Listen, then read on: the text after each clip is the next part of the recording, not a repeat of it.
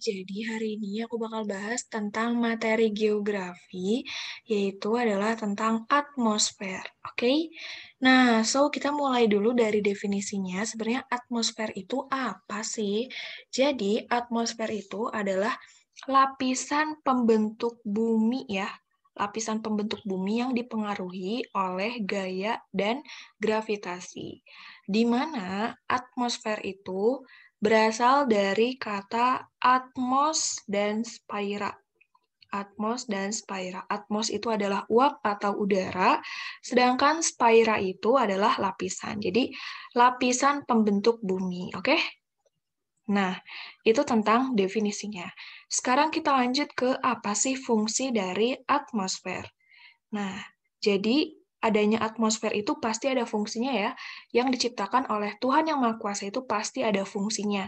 Mau dari hal yang paling kecil sampai hal paling besar sekalipun. Contohnya adalah untuk atmosfer. Nah, jadi atmosfer itu berfungsi untuk pertama itu adalah melindungi bumi. Nah, melindungi bumi dari misalnya ada batuan, meteor gitu dari luar. Oke, yang kedua adalah mengatur proses penerimaan panas dari matahari yang berlebihan. Jadi, itu nggak panas banget gitu untuk menuju ke buminya. Jadi, udah difilterisasi. Yang ketiga, menjaga temperatur bumi dari suhu yang ekstrim. Nah, jadi kita kan mungkin pernah merasakan panas gitu ya, tapi kan nggak sampai membakar kulit kita gitu. Nah, jadi di situ adalah fungsi atmosfer.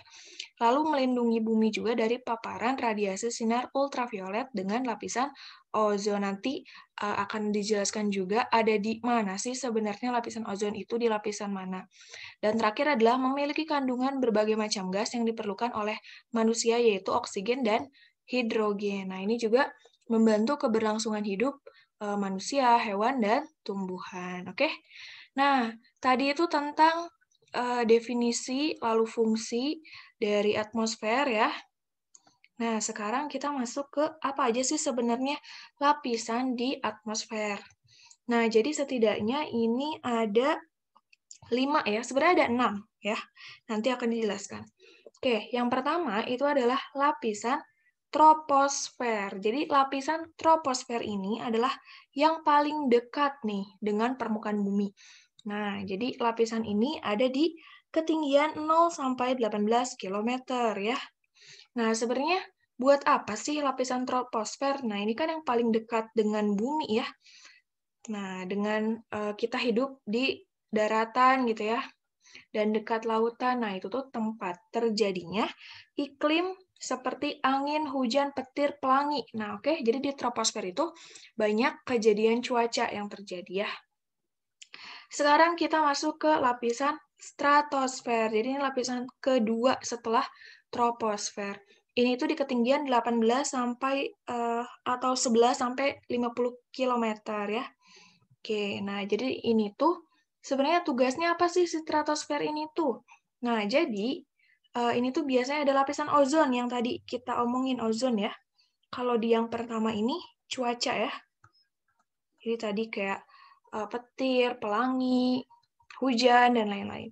Oke, lanjut ke lapisan ketiga atau mesosfer. Jadi di lapisan mesosfer ini, nah ini tuh adalah lapisan yang ketinggiannya itu di 60 sampai 90 km ya.